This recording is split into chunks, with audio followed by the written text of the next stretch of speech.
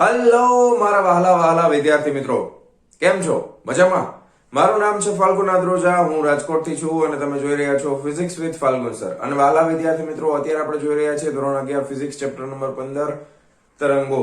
અને જેમાં લાસ્ટ લેક્ચરની અંદર આપણે તરંગ માટેનું સમીકરણ કેવી રીતે બનાવવું, એ સમીકરણ શું છે એના વિશે અભ્યાસ કર્યો હતો. અને આજે આપણે એ સમીકરણની અંદર રહેલા અલગ અલગ પદ શું દર્શાવે છે એના માટે અભ્યાસ કરવાના છીએ.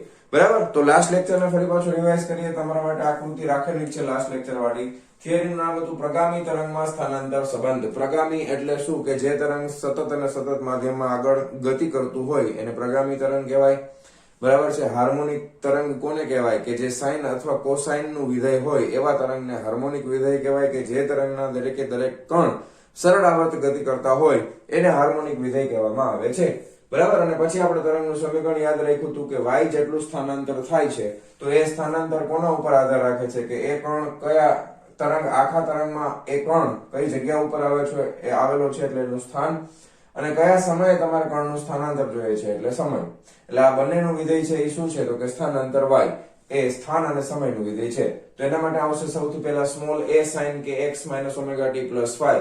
આમાં ખાસ યાદ રાખવાનું છે, આ બે માંથી કોઈ પણ એક પદ જો માઇનસ હોય તો તરંગ ધન x દિશામાં ગતિ કરે છે.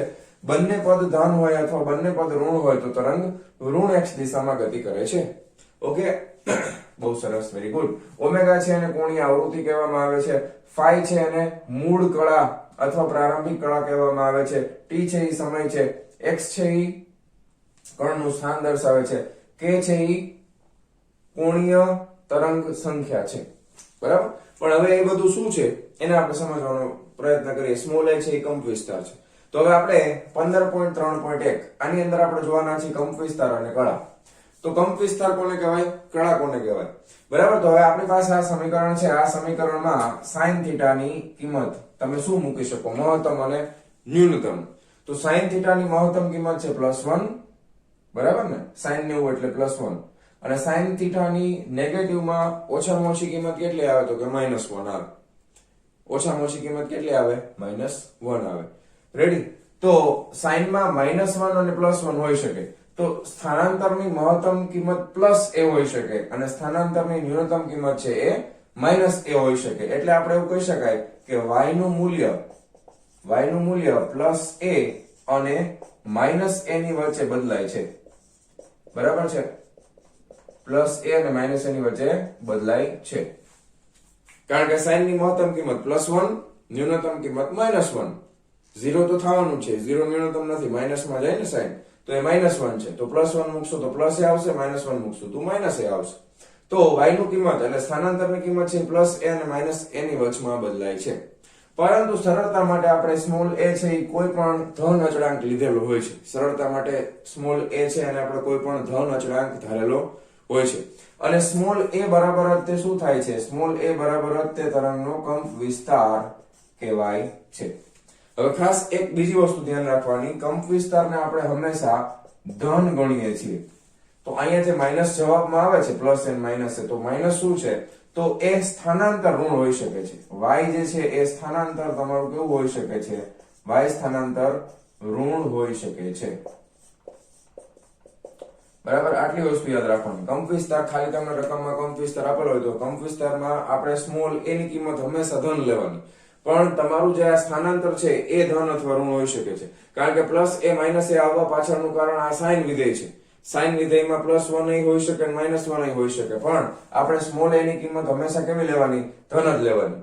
બરાબર? પણ સ્થાનાંતર કેવું હોઈ શકે છે?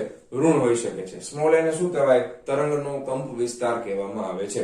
બરાબર? આકૃતિ દ્વારા સમજવાનો પ્રયત્ન કરો. કંપ વિસ્તાર આકૃતિ લાસ્ટ લેક્ચરમાં આપણે જોયેલી છે. તો અહીંયા મહત્તમ શૃંગ અને આ છે ગર્ત. બરાબર? તો શૃંગમાં મહત્તમ અહીંયા સુધી જઈ શકે, તો અહીંયાથી આ અંતર છે એને તરંગનો કંપ વિસ્તાર સ્મોલ a કહેવાય બધાય માટે. અહીંયાથી અહીંયા સ્મોલ a. નીચેનો આ ગર્ત, આ અંતર પણ ફિક્સ જ હોય. મારા ડ્રોઈંગ ઉપર ન જતા, પણ ઉપર અહીંયા જેટલું હશે એવું જ અહીંયા નીચે થશે. તમને એમ થાય સર નીચેનું નાનું છે, પણ એ તો મારી ભૂલ છે, ડ્રોઈંગમાં થોડુંક મારી મિસ્ટેક છે, પણ ઉપર જેટલું હશે એટલું જ નીચે થશે. બરાબર? આ -a તરીકે ગણવાનું, આ +a તરીકે, પણ એનું મૂલ્ય તો એ જ રહેશે. બરાબર? કારણ કે આ જો y અક્ષ મેં તમને કીધું હતું લાસ્ટ લેક્ચરમાં, અહીંયા જે y અક્ષ હોય તો y અક્ષમાં ઉપર તરફ +y હોય નીચે તરફના બધા મૂલ્યો -y હોય અને આ તો ધન x અક્ષની દિશામાં જ છે બરાબર આ પ્લસ x અક્ષની દિશામાં છે આ x આ ચોકડી છે આ ચોકડી શું દર્શાવે છે કે શૃંગ જે પ્રમાણે આગળ અને આગળ વધતું રહે છે એ તમને બતાવે છે ખ્યાલ આવી ગયો લાસ્ટ લેક્ચર રિવાઇઝ કરી લીધું ઓકે હવે આ હતું કંપ વિસ્તાર સેકન્ડ નંબર ઉપર આવે છે કળા તો આ સમીકરણમાં આ જે અંદરની વસ્તુ લખેલી છે કે x - ωt + આને તરંગની શું કહેવામાં આવે છે આને કહેવાય છે તરંગની કળા આને કહેવામાં આવે છે તરંગની કળા એટલે કે સાઇન વિધેયનો આના માટે શબ્દ વાપરેલો છે સાઇન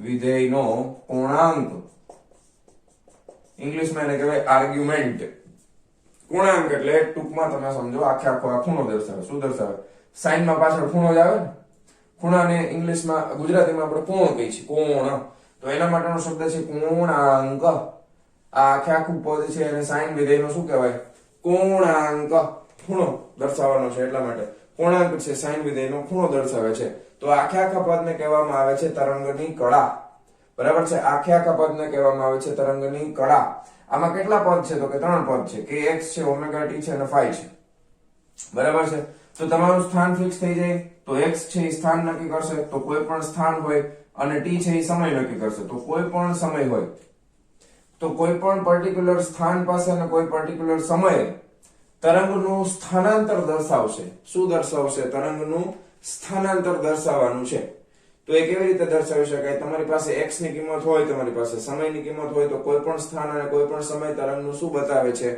સ્થાનાંતર બતાવે છે બરાબર છે અને અહીંયા આગળ જે આ phi છે આ phi ને કહેવામાં આવે છે મૂળ કળા બરાબર છે આપણે એના માટે પહેલેથી શબ્દ શું વાપર્યો છે તો કે પ્રારંભિક કળા બરાબર પણ આને એક્ચ્યુઅલમાં આપણે શું કહેવાના છે phi બરાબર મૂળ કળા phi બરાબર શું થશે મૂળ કળા હવે તમે એવું નક્કી કરી શકો કે દર વખતે phi ની જરૂર છે તો કે ના એવું જરૂરી નથી તમે કોઈ પણ તરંગનું પ્રારંભિક સ્થાન નક્કી કરી નાખો બરાબર છે પ્રારંભિક સ્થાન નક્કી કરી નાખો અને પર્ટિક્યુલર સમય નક્કી કરી નાખો તો એવી રીતે તમે આ પ્રારંભિક સ્થાન અને સમયને તમારે પસંદ કરી શકો કે જેથી કરીને પ્રારંભિક કળા phi છે નું મૂલ્ય 0 થાય બરાબર છે તમે તમારી રીતે પ્રારંભિક સ્થાન અને સમય એવો સરસ મજાનો પસંદ કરો કે જેથી આ પ્રારંભિક કળા મૂળ કળા છે એ 0 થાય તો મૂળ કળા 0 થાય તો આ આખા સમીકરણમાંથી આ પદ છે એ નીકળી જશે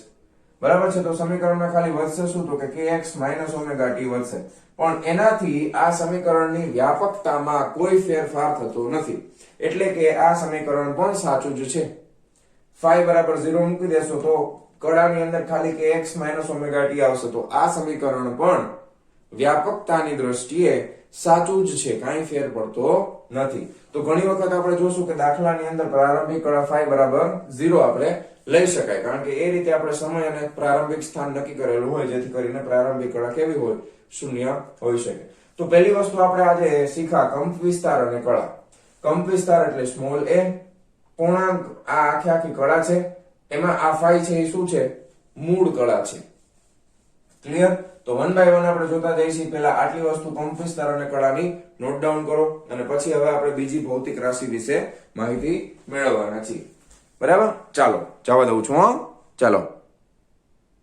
વિદ્યાર્થી મિત્રો નેક્સ્ટ ટોપિક છે 15.3.2 તરંગ લંબાઈ અને કોણીય તરંગ સંખ્યા તરંગ લંબાઈ કોને કહેવાય બરાબર આપણે તરંગ તો દોરેલા છે ઘણા બધા તરંગો દોરેલા છે તો તરંગ લંબાઈની વ્યાખ્યા બહુ સરસ છે યાદ રાખવાની છે બધાએ બરાબર છે તરંગ લંબાઈની વ્યાખ્યા હું અહીં લખું છું કે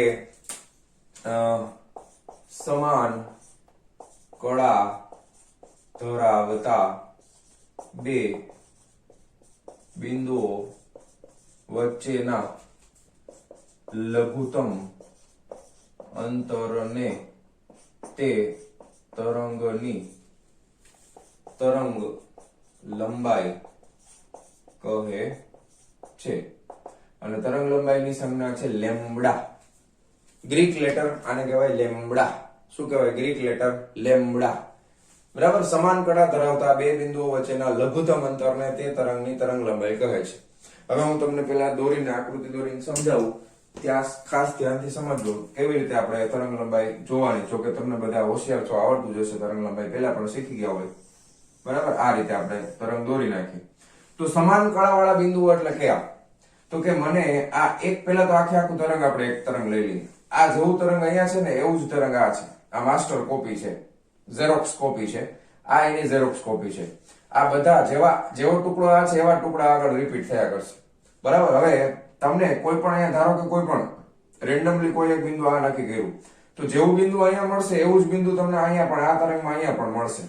એટલે તમે સમજો કે આ જે સ્થાન છે એના માટે જે કળા છે, બરાબર, આ બિંદુની જે કળા છે એટલી જ કળા આ બિંદુની પણ છે. ધારો કે અહીંયા શૃંગ છે, તો શૃંગ ઉપર અને અહીંયા શૃંગ ઉપર, તો આ શૃંગ ઉપરનું બિંદુ, શૃંગ એટલે આ સૌથી ઉપરનું બિંદુ ગણવાનું. તો આ બે શૃંગ વચ્ચેનું અંતર છે એ લઘુત્તમ અંતર થાય, સમાન. હવે જો આ કળાવાળું બિંદુ અહીંયા મળશે, પછી આની આ કળાવાળું બિંદુ અહીંયા મળશે, પછી આની આ કળાવાળું બિંદુ અહીંયા મળશે. તો શું કીધું છે? સમાન કળા ધરાવતા બે બિંદુઓ. આમાં આની કળા, હવે કોઈ પણ બે બિંદુ લઈ લે. ધારો કે તમને એમ થાય કે આ બે બિંદુ લઈ તો ન હાલે, કારણ કે બે વચ્ચેનું અંતર લઘુત્તમ નથી.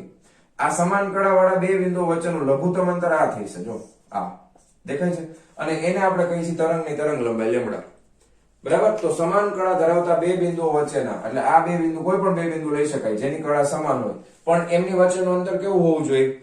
લઘુત્તમ. તમે આ લઈ લેશો તો લઘુત્તમ અંતર નથી, આ અંતર વધી જશે, બરાબર ને. લઘુત્તમ અંતર તો પાસ એના બે બિંદુઓ વચ્ચેનું જ હોય કે જેમની કળા સમાન હોય. તો સમાન કળા ધરાવતા બે બિંદુઓ વચ્ચેના લઘુત્તમ અંતરને તે તરંગની તરંગ લંબાઈ કહે છે.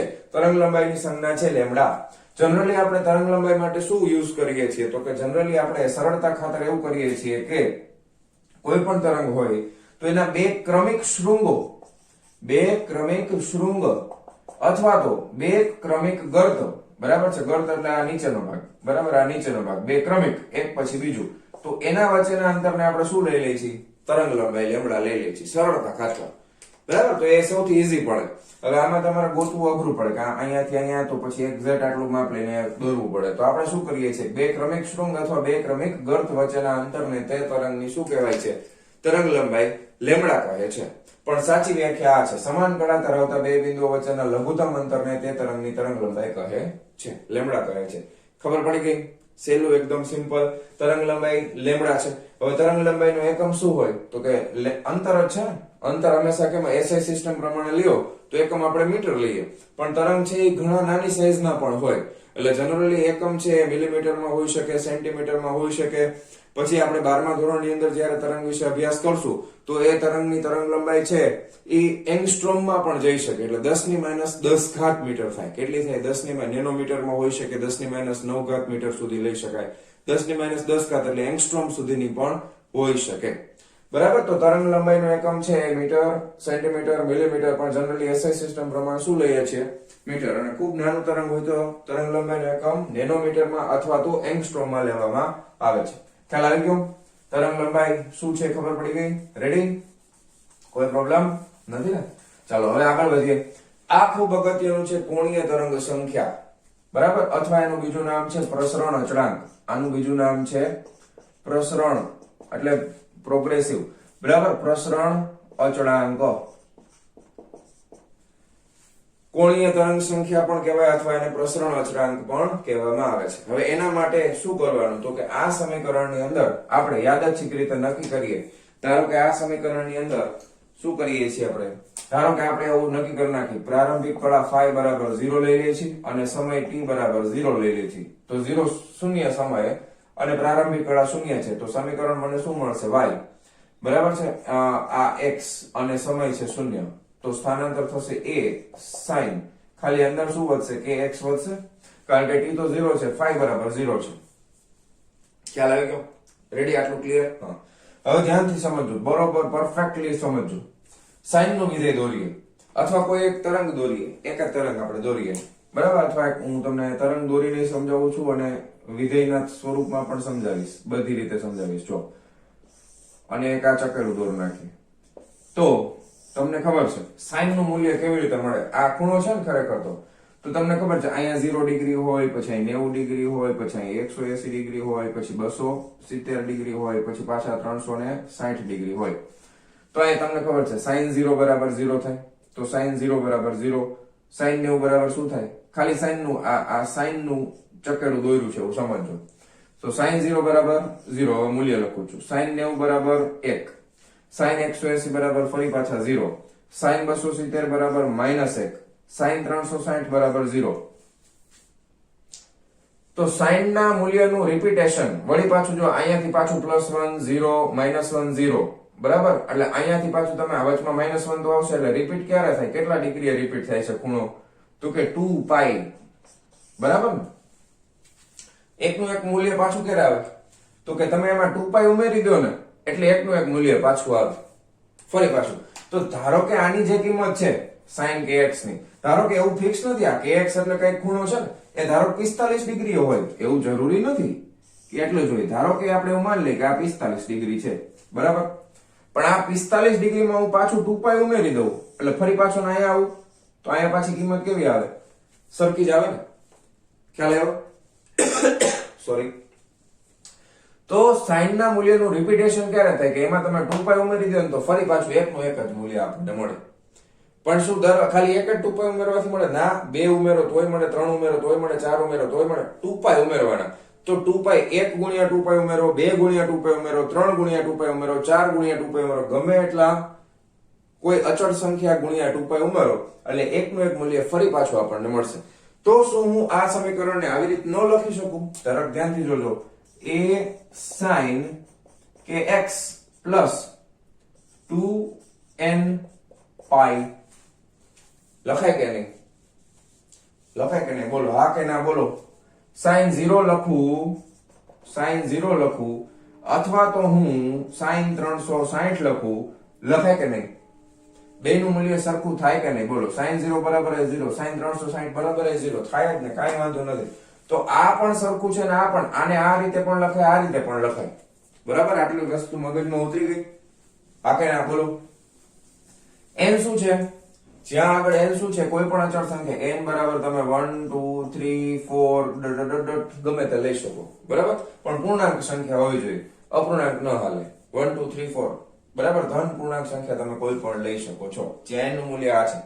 હવે આ બે કેવા થઈ ગયા? સરખા થઈ ગયા. હવે એક કામ કરીએ, આ જે કળા છે ને એમાંથી હું શું કરું છું? k કોમન કાઢી લઉં. તો અહીંયા અંદર શું વધશે? x વત્તા 2n pi by k.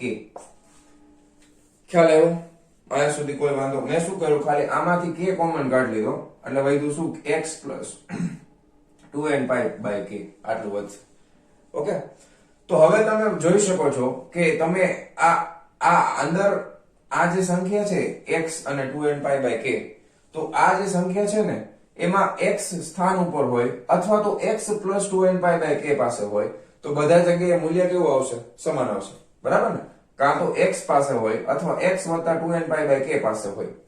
તો દરેક જગ્યાએ મૂલ્ય કેવું આવવાનું છે? સમાન. મૂલ્ય કેવું આવવાનું છે? સમાન. હવે ધ્યાન આપજો. અહીંયા આગળ આ x છે એ સ્થાન દર્શાવે છે, k છે એ કોઈક અચળાંક, કોઈ વસ્તુ છે જેના ગુણાકારમાં સ્થાન છે, પણ ખરેખર તો સાઈન ની અંદર આવે એટલે આ કઈક ખૂણો દર્શાવે છે ને, ખૂણો દર્શાવે છે, પણ ખૂણાની એમાંથી k કાઢી નાખો તો x તો માત્ર સ્થાન છે, સ્થાન એટલે કઈક અંતર આવશે. તો આ વસ્તુ આખે આખી છે એ પણ શું દર્શાવે? કોઈક સ્થાન દર્શાવે કે નહીં? આ x ને સમતુલ્ય જ થાય ને તો જ તમે સરવાળા બાદબાકી કરી શકો ને. સંખ્યામાં સંખ્યા ઉમેરી ગઈ ને 5 વત્તા 4 જ કરી ગઈ, 5 વત્તા a નો થાય કે 5 વત્તા b નો થાય, બરાબર. ધારો કે આ તાપ આપણે કેમ સમાન ભૌતિક રાશિઓની વાત થઈ હતી ને, તમે તાપમાનની અંદર સમય ન ઉમેરી શકો કે સમયમાં તાપમાનનો ઉમેરો ન થઈ શકાય. સરખી ભૌતિક રાશિઓ હોય તો જ સરવાળો બાદબાકી થાય. એ પ્રમાણે સમજજો કે k ને બહાર કાઢી લ્યો તો જો x છે એ સ્થાન હોય તો અહીંયા આગળ 2n pi by k છે એ પણ કઈક સ્થાન જ હશે, કોઈક સ્થાન જ હશે. 2n pi by k છે એ પણ કોઈક સ્થાન જ હશે. હવે ધ્યાન આપજો, તમે n બરાબર જો 1 મૂકશો એટલે શું થયું? n બરાબર ધારો કે અહીંયાથી આપણે શરૂઆત કરી, n બરાબર 1 એટલે એક ચક્કર પૂરું કરીને પાછું આવ્યું ને, તો એક ચક્કર. હવે ધ્યાન આપજો, અહીંયા 0 છે, બરાબર, હવે n બરાબર 1 તમે લેવો એટલે આનું આ સમાન કળા વાળું બીજું બિંદુ મને અહીંયા મળ્યું, બરાબર. જો આની કળા 0, અહીંયા પણ કળા કેવી થઈ ગઈ 0, તો આ બે સમાન કળા વચ્ચેનું લઘુત્તમ અંતર છે. તો એને આપણે શું કહીએ છીએ? તરંગ લંબાઈ લેમ્બડા. હમણાં જ આપણે વ્યાખ્યા જોઈ ને, સમાન કળા ધરાવતા બે બિંદુઓ વચ્ચેના લઘુત્તમ અંતરને તે તરંગની તરંગ લંબાઈ કહે છે. તો સમાન કળા વાળા બે બિંદુઓ વચ્ચેનું લઘુત્તમ અંતર શું છે? લેમ્બડા. તો લઘુત્તમ અંતર માટે મારે સમીકરણમાં n બરાબર શું મૂકવું પડે? તો કે 1 મુકાય. લઘુત્તમ માટે n બરાબર શું મુકાય? 1. તો n બરાબર 1 મૂકીએ તો 2 ગુણ્યા 1 ગુણ્યા પાઈ ના છેદમાં k. તો લઘુત્તમ આ શું છે? સ્થાન છે, અથવા તો આને તમે અંતર પણ કહી શકો. તો લઘુત્તમ અંતર કેટલું છે? લેમ્બડા. ખ્યાલ આવ્યો? તો 2 પાઈ બાય k બરાબર શું આવ્યું? લેમ્બડા. ધેરફોર 2 પાઈ, કારણ કે આ તો ગુણ છે ગુણાકારમાં, બાય k અથવા 2 pi by k is equal to lambda, અથવા તો k બરાબર શું થઈ જશે? 2 પાઈ બાય લેમ્બડા. પરફેક્ટ. બસ જો આ યાદ રાખવાનું છે. k બરાબર શું થશે? 2 પાઈ બાય લેમ્બડા. k બરાબર શું થશે? 2 પાઈ બાય લેમ્બડા. આને શું કહેવાય? તરંગ પ્રસરણ અચળાંક પણ કહેવાય, અથવા તો કોણીય તરંગ સંખ્યા પણ કહેવાય. આને શું કહેવાય? કોણીય તરંગ સંખ્યા પણ કહેવાય, તરંગ પ્રસરણ અચળાંક પણ કહેવાય. આનો એકમ શું થાય? 2 પાઈ. 2 પાઈ કેમાં આવશે? ખૂણો છે, કેમાં આવે? રેડિયનમાં. છેદમાં લેમ્બડા તરંગ લંબાઈ છે, કેમાં આવે? મીટરમાં. તો રેડિયન પ્રતિ મીટર અથવા તો રેડિયન મીટર ઇન્વર્સ આ રીતે લખાય. ખ્યાલ આવી ગયો? બરોબર, વ્યવસ્થિત રીતે સમજો. બરાબર. લઘુત્તમ અંતર લેમ્બડા, એક ચક્કર પૂરું થાય એટલે ફરી પાછું મૂલ્ય રિપીટ થાય. બે ક્રમિક બિંદુઓ વચ્ચેનું લઘુત્તમ અંતર સમાન કળા ધરાવતા, બરાબર, એને આપણે કીધું છે તરંગ લંબાઈ. આ રીતે યાદ રાખવાનું છે, સ્ટેપ બાય સ્ટેપ. બહુ સરસ, એકદમ ઈઝી છે. એકવાર કન્સેપ્ટ વ્યવસ્થિત મગજમાં ઉતારી લ્યો એટલે ફટ દઈને આવડી જશે. બરાબર. તો ફટાફટ વિડીયો પોઝ કરી અને આટલી વસ્તુ છાપી નાખો. ખાસ તો આ ધ્યાન રાખજો, સમજવાનું છે. ઓકે, ચાલો લખી નાખો ફટાફટ. જવા દઉં છું. ચાલો વિદ્યાર્થી મિત્રો, નેક્સ્ટ ભૌતિક રાશિઓ છે આવર્તકાળ, કોણીય આવૃત્તિ અને આવૃત્તિ. આવર્તકાળ, કોણીય આવૃત્તિ અને આવૃત્તિ. ફરી પાછું આપણે તરંગ દોરી નાખીએ અને પછી આપણને ખ્યાલ આવી જશે. બરાબર. ધારો કે તરંગમાં આ વખતે આપણે આ રીતે દોરીએ કે આ y અક્ષ છે, બરાબર, અને આ ઉપર x અક્ષ ઉપર આગળ વધે છે. ઓકે, તરંગ આપણે દોરવું છે. કોઈ પણ જગ્યાએથી તમે દોરી શકો, એવું જરૂરી નથી કે અહીંયાથી દોરવું. આ રીતે તરંગ તમે દોરેલું છે. ઓકે, હવે સૌથી પહેલા વાત કરવાની છે આવર્તકાળ માટેની. આવર્તકાળને કેવી રીતે આપણે નક્કી કરશું? તો તમને ખબર છે કે આ y અક્ષ તમને દર્શાવે છે. હવે આ સમીકરણ છે એ આપણને કોઈ પણ સમયે કોઈ ચોક્કસ સમયે કોઈ x સ્થાન ઉપર કણનું સ્થાનાંતર દર્શાવે છે. આ સમીકરણમાં કોઈ ચોક્કસ સમયે તમે ધારો કે t ની કિંમત ફિક્સ કરી નાખો, x ની ફિક્સ કરી નાખો, તો કણનું તમને ચોક્કસ સ્થાનાંતર દર્શાવે. તો હવે આપણે ઓલરેડી જે તરંગ લંબાઈની વ્યાખ્યા જોઈ હતી એ પ્રમાણે હું સમાન કળા ધરાવતા બે ક્રમિક કણો પસંદ કરું. બરાબર છે. સમાન કળા ધરાવતા બે ક્રમિક કણોને હું પસંદ કરું કોઈ પણ જગ્યાએથી. બે શૃંગ વચ્ચે પણ લઈ શકાય, બે ગર્ત વચ્ચે પણ લઈ શકાય. ધારો કે હું અહીંયા આ બિંદુ પસંદ કરું છું અને આવી નાવી કળા ધરાવતું બીજું બિંદુ અહીંયા પસંદ કરું છું. તો બે ક્રમિક બિંદુઓ સમાન કળા વાળા હોય તો એ બંને વચ્ચેનો જે સમયગાળો લાગે છે અહીંયાથી અહીંયા સુધી પહોંચવા માટે, તો એ સમયગાળો છે એને શું કહેવામાં આવે છે? આવર્તકાળ કહેવામાં આવે છે. એટલે કે તરંગને એક દોલન પૂર્ણ કરવા માટે લાગતો સમય. તરંગના કોઈ ખંડને, આવર્તકાળની વ્યાખ્યા યાદ રાખો, તરંગના કોઈ ખંડને રેડ કલરથી લખીએ, બરાબર છે. તરંગના કોઈ ખંડને એક દોલન પૂર્ણ કરતા લાગતો સમય એટલે શું થઈ જાય? આવર્તકાળ t કહેવામાં આવે છે. તરંગના કોઈ ખંડને એક દોલન પૂર્ણ કરતા લાગતો સમય, જેને કહેવામાં આવે છે તરંગનો આવર્તકાળ t. બરાબર છે. શું કહેવાય? તરંગનો આવર્તકાળ t કહેવામાં આવે છે. હવે ધારો કે અહીંયા આગળ આપણે સરળતા માટે એવું નક્કી કરીએ ફરી પાછું કે પ્રારંભિક કળા φ બરાબર 0 લઈ લઈ, પ્રારંભિક કળા φ બરાબર 0 લઈ લઈ. આવર્તકાળ લેવાનો છે એટલે પ્રારંભિક સ્થાન આપણે લઈ લઈએ x બરાબર 0. પ્રારંભિક સ્થાન આપણે x બરાબર 0 લઈ લઈએ છીએ. એટલે અહીંયા આ x બરાબર 0 એટલે આ બિંદુ થશે ને. ધારો કે તમે x બરાબર 0 લઈ લ્યો અને t બરાબર 0 લઈ લ્યો તો આ કોઈ આવી રીતે આપણને મળશે. ધારો કે આ તરંગ માટે તમે સમજો કે અહીંયા 0 છે તો x બરાબર 0 એ સ્થાનાંતર આટલું છે અને t બરાબર 0 તો સમય અહીંયા 0 થઈ ગયો. રેડી? ઓકે, બહુ સરસ. તો હવે આ સમીકરણને મારે લખવું હોય તો પાછું કેવી રીતે લખી શકાય? તો કે આ સમીકરણને હવે હું લખીશ જો ધ્યાન આપજો. x બરાબર મેં 0 લખ્યો છે એટલે અહીંયા 0, t બરાબર અહીંયા થઈ જશે a પ્રારંભિક કળા તો 0 છે. sin શું વધશે? kx વાળું પદ 0 થઈ ગયું. માઇનસ ઓમેગા t વધશે આ બરાબર છે. માઇનસ ઓમેગા t વધે ને? ક્લિયર? ઓકે બહુ સરસ. હવે સાઈન માં માઇનસ આવે, સાઈન માઇનસ થીટા હોય તો માઇનસ સાઈન થીટા થાય. સાઈન માં થીટા માઇનસ માં આવે તો માઇનસ સાઈન થીટા થાય. તો આ માઇનસ ને આપણે બહાર કાઢી લઈએ તો minus a sine omega t. કાઈ વાંધો, કાઈ પ્રોબ્લેમ નથી ને? હવે વળી પાછું મેં તમને જે હમણાં આગળ સમજાવ્યું એ જ પ્રમાણે સાઈન ની કિંમત છે એ અમુક ખૂણા માટે રિપીટ થતી હશે ફરી પાછી. તો હવે ધારો કે આપણે એવું કહી દઈએ, હવે આમાંથી પાછું ઓમેગા કોમન કાઢી લઈએ આપણે બરાબર. એટલે માઇનસ a sin ઓમેગા કૌંસમાં સ્મોલ t પ્લસ ધારો કે કેટલા સમય પછી કિંમત રિપીટ થાય છે? તો પાછું જો સમાન કળા વાળું બિંદુ અહીંયા આવી ગયું, બે વચ્ચેનો સમય અંતરાલ કેટલો હતો? Capital T. કારણ કે અહીંયા આગળ sin છે એ કોનું વિધેય છે? સમયનું વિધેય છે. ઓમેગા બહાર કાઢ નાખો તો અહીંયા શું લખવું પડે? t plus capital T. એટલે આટલો સમય પાછો રિપીટ થાય ને એટલે પાછી કિંમત એક ની એક જ આવશે. ખ્યાલ આવ્યો? સ્મોલ કેપિટલ T જેટલો સમય આમાં ઉમેરી દઈ તો એટલા સમય પછી વળી પાછી જે આની કિંમત આવતી હતી ને sin ઓમેગા t ની એટલી જ કિંમત આની આવશે. એટલા માટે હું સ્મોલ t વત્તા કેપિટલ T લખી શકું. સમજાણું? બોલો હા કે ના? બરાબર ને? સ્મોલ t ની કિંમતમાં હું કેપિટલ T ઉમેરું તો પણ મને આનો જે જવાબ મળશે એ જ જવાબ મને આનો મળશે. કારણ કે sin નું મૂલ્ય અહીંયા અને અહીંયા બે જગ્યાએ કેવું આવે છે? સમાન જ આવે છે. તમારે એમ જોવાનું કે અહીંયાથી આ સ્થાનાંતર એટલે આ અંતર અને અહીંયાથી આ સ્થાનાંતર એટલે આ અંતર સમાન જ છે. તો તમે એમાં t જેટલો સમય ઉમેરી દેશો તો વળી પાછું મૂલ્ય છે એ રિપીટ થવાનું છે. સાચું કે ખોટું? બોલો હા કે ના? તો અહીંયા તમે હવે ઓમેગા ને અંદર ગુણી દો બરાબર છે. ઓમેગા ને અંદર ગુણી દેશો તો વળી પાછું શું થઈ જશે? Minus a sin omega t plus omega capital T. હવે આ ઓમેગા t છે, આ ઓમેગા t આ મૂલ્ય કેટલા ટાઈમ પછી રિપીટ થતું હોય દર વખતે? ઓમેગા t છે એ ખરેખર તો આ આખે આખો તો ખૂણો જ છે. આખે આખું પદ શું દર્શાવે છે? ખૂણો. કેટલા ટાઈમ પછી રિપીટ થાય છે? હમણાં જ જોયું 2π પછી. એટલે ઓમેગા t નું મૂલ્ય 2π પછી રિપીટ થાય છે. એટલે ઓમેગા t બરાબર શું હોવું જોઈએ?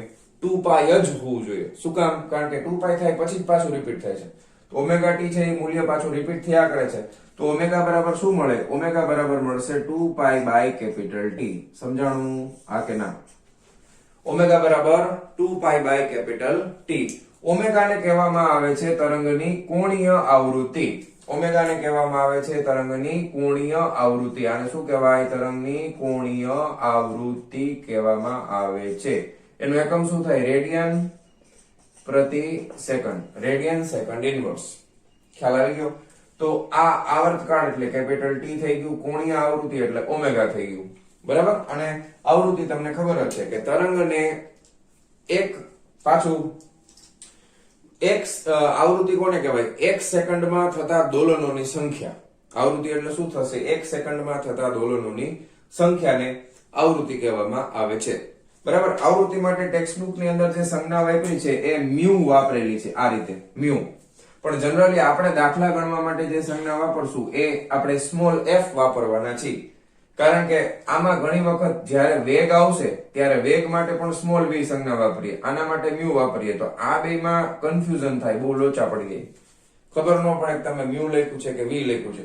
એટલા માટે આપણે આવૃત્તિ માટે ફ્રીક્વન્સી એને ઇંગ્લિશમાં frequency ફ્રીક્વન્સી કહેવાય. એના પહેલા લેટર ઉપરથી f વડે દર્શાવવાના છે બરાબર છે. આવૃત્તિ એટલે શું? વ્યાખ્યા નથી લખતો, ઘણા ટાઈમથી તમે આવૃત્તિની વ્યાખ્યા ઘણીવાર સાંભળેલી છે ને યાદ હોય બરાબર છે. એક સેકન્ડમાં થતા એકમ સમયમાં થતા દોલનોની સંખ્યાને તે તરંગની આવૃત્તિ કહેવામાં આવે છે બરાબર.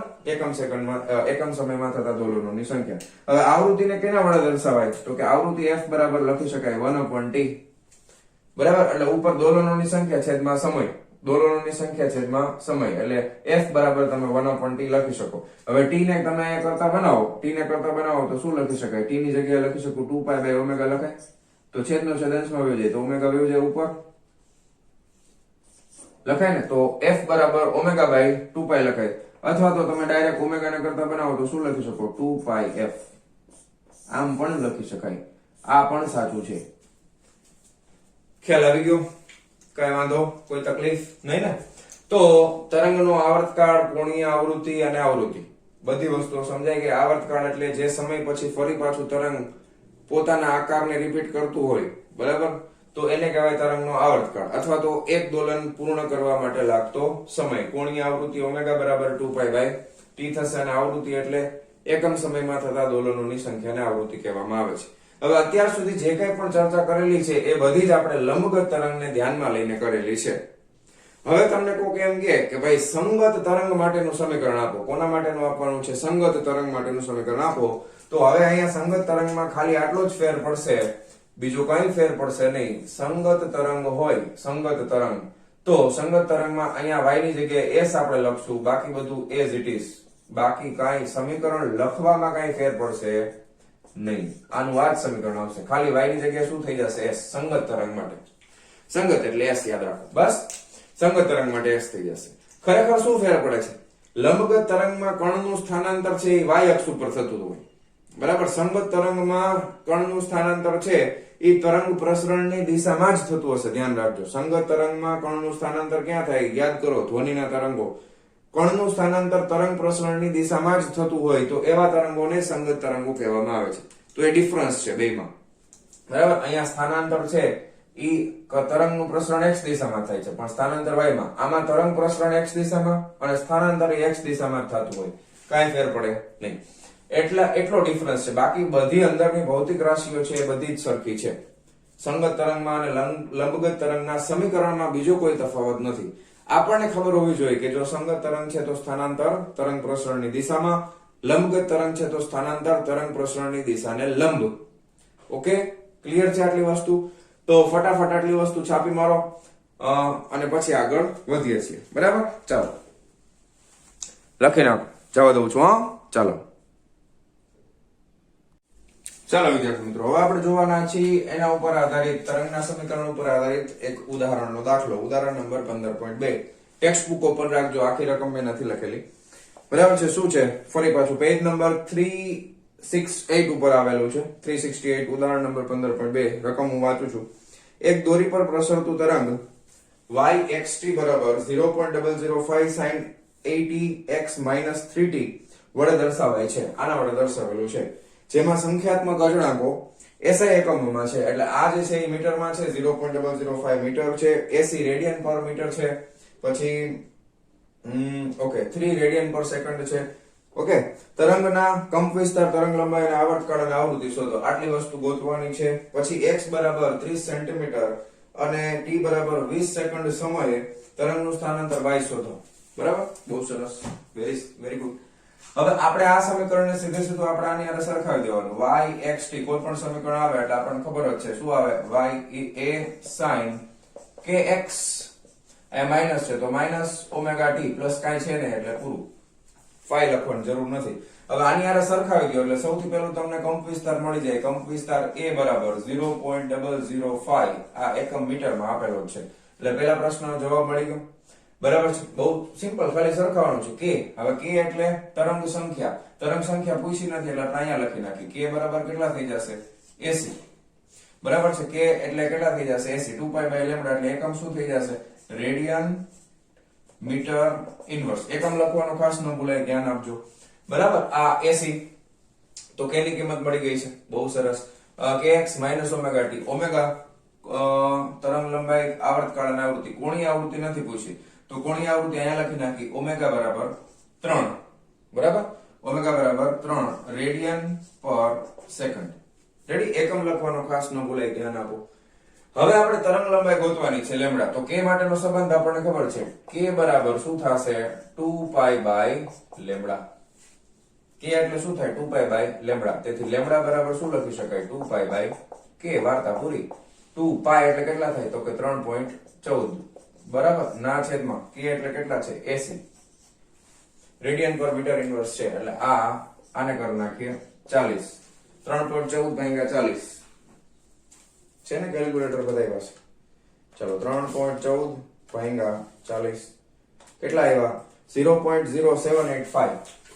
આવે છે 0.0785 મીટર. પણ આવું પોઈન્ટમાં ન લખાય. 1 મીટર બરાબર 1000 મિલીમીટર. અથવા સેન્ટીમીટરમાં લખવું હોય તો 100 સેન્ટીમીટર એટલે 7.85 સેન્ટીમીટર.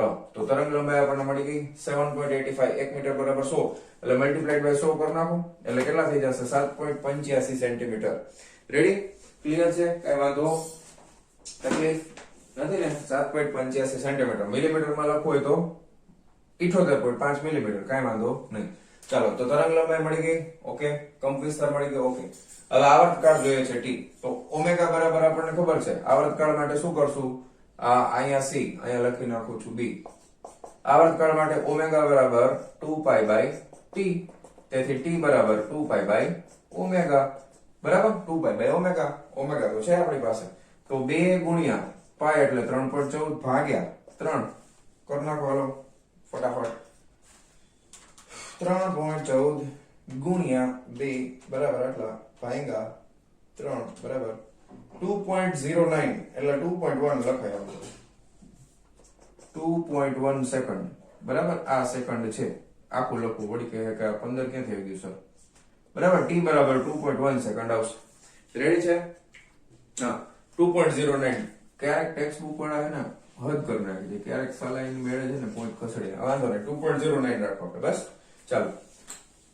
હા, સેકન્ડમાં. હવે આ આખું લખું સેકન્ડ. રેડી? ચાલો. તો આવર્તકાળ મળી ગયો. બહુ સરસ. Very good. હવે શું જોઈએ છે? આવૃત્તિ, તરંગ લંબાઈ મળી ગઈ, આવર્તકાળ મળી ગયો. બહુ સરસ. હવે આવૃત્તિ જોઈએ છે. આવૃત્તિ એટલે f ABCD બરાબર 1/t. આવર્તકાળ તો છે એનું ઊંધું કરી નાખો. 1/2.09 બરાબર છે. કરી નાખો. ચાલો.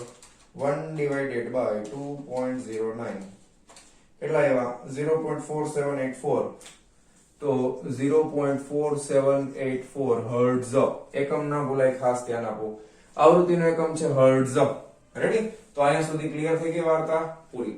હવે તમને કીધું છે કે આ સમય અને આ સ્થાને સ્થાનાંતર કેટલું થશે. તો સમીકરણમાં આપણે x બરાબર 30 મૂકવાનું અને t બરાબર 20 મૂકવાનું, પણ 30 નહીં મૂકવાનું. શું કામ? સેન્ટીમીટરમાં છે. મીટરમાં ફેરવો. 1 મીટર બરાબર 100 એટલે 0.3 મીટર. એસઆઈ એકમમાં છે ને આમાં બધું. હવે આપણે એમાં ખાલી કિંમત મૂકવાની છે એટલે વાર્તા થઈ જશે પૂરી. બરાબર? y અહીંયા આપણે 0.3.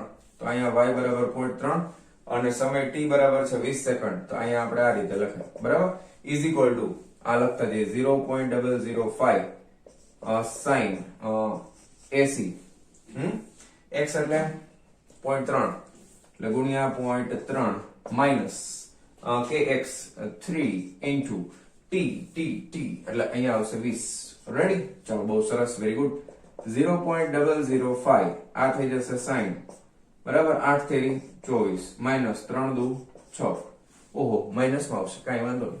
0.005 આ થઈ જશે sin 60 માઈનસ 24 કેટલા થાય ભાઈ?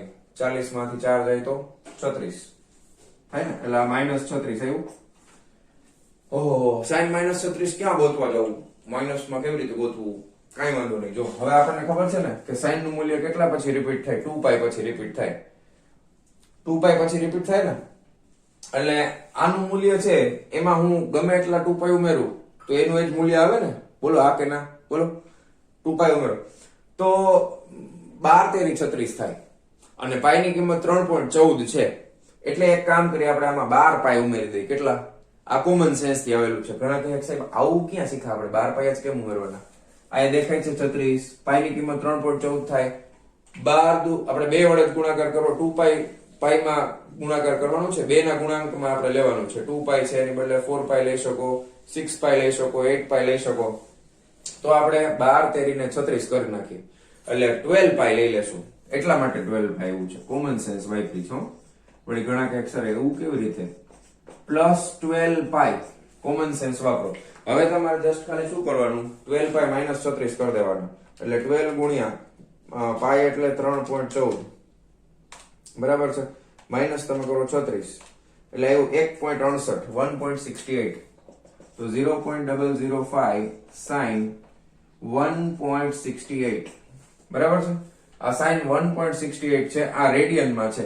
હવે એને ડિગ્રીમાં તમે ફેરવશો, રેડિયન ને ડિગ્રીમાં તમે ફેરવશો તો એ લગભગ 97 ડિગ્રી જેવું આવે છે. આ રેડિયન ને કેમાં ફેરવવાનું છે? ડિગ્રીમાં ફેરવવાનું છે. રેડિયન ને કેમાં ફેરવવાનું છે? ડિગ્રીમાં ફેરવવાનું છે. ઓકે, આટલા રેડિયન છે, બરાબર છે. પાઈ એટલે જો આને n પાછું ઈ પાછું શીખવાડી દઉં, ઘણા કે સર ઈ નથી આવડતું, બરાબર. પાઈ રેડિયન હોય તો 180 ડિગ્રી થાય ને. પાઈ રેડિયન એટલે 3.14 રેડિયન થાય ને, તો 180 ડિગ્રી થાય. આ કેટલા છે? 1.68 છે, તો કેટલા થાય? તો આ રીતે કરવાનું, ત્રિરાશી મૂકવાની છે. પાઈ રેડિયન હોય એટલે 180 ડિગ્રી, તો 1.68 હોય તો કેટલા? તો જો હું કરી દઉં તમને, 1.68 ગુણ્યા 180 બરાબર આટલા, એને ભાંગ્યા 3.14 બરાબર, એટલે એપ્રોક્સિમેટલી 96.30 આવે. કેટલા આવે? 96.30 ડિગ્રી આવે. ટેક્સ્ટ બુકમાં 97 લખ્યા છે, એટલે 0.005 આ સાઈન આપણે 96.30 રાખીએ, બસ 96.30 ડિગ્રી. હવે આ ગોતવું હોય તો ગોતી શકાય. સાઈન 96.30 તમારી પાસે સાઈન નું ટેબલ હોય. બાકી જનરલી એપ્રોક્સિમેટલી સાઈન 90 બરાબર 1 થાય, એટલે આનો આન્સર 90 થી 6 ડિગ્રી વધારે છે, એટલે એપ્રોક્સિમેટલી 1 ની નજીક જ હોય. 1 ની નજીક જ હોય એટલે આ છે ને એપ્રોક્સિમેટલી ટેક્સ્ટ બુકમાં તમે જોશો, એટલે હવે પછી બહુ જાજી ગણતરી નહીં કરવાની. એપ્રોક્સિમેટલી ગુણ્યા 1 કરી દેવાનું, એટલે 0.05 આ મીટરમાં આવે, બરાબર છે. તો એપ્રોક્સિમેટલી આ મીટર છે, અને તમે 1000 થી ગુણી નાખો એટલે મિલીમીટરમાં થઈ જશે, તો આ થઈ જશે 5 મિલીમીટર. રેડી? તો 5 મિલીમીટર તમારો આન્સર આવશે, કારણ કે આની કિંમત છે એપ્રોક્સિમેટલી કેટલી થશે? 1 ની નજીક આવે છે. ઓકે, તો એકદમ સિમ્પલ દાખલો છે અને બહુ સરસ મજાનો દાખલો છે. આવા દાખલા તમને એક્ઝામમાં પૂછી શકે છે, આઈએમપી દાખલામાં ગણી શકાય, બરાબર. ભલે સાવ સહેલો હોય પણ આઈએમપી માં ગણવાનું. ખાસ આ ધ્યાન રાખો, ના કેવી રીતે કર્યું હતું મેં, બરાબર. અહીંયા તમે 2 ના ગુણાંક વાળી કોઈ પણ 2π 4π 6π 8π 9π સોરી 8π 10π 12π 14π ગમે તે લઈ શકો, પણ આપણે એની નજીકનું લીધું છે, 36 ની નજીક. રેડી? ક્લિયર છે? લખી નાખો ફટાફટ વિડીયો પોઝ કરીને. ચાલો જવા દઉં પૂરું. તો મારા વહાલા વિદ્યાર્થી મિત્રો, આજનો આ લેક્ચર આપણે અહીંયા પૂરો કરીએ છીએ. મળીએ છીએ નેક્સ્ટ વિડીયો લેક્ચરમાં આના પછીના ટોપિકની સાથે. ત્યાં સુધી આવજો.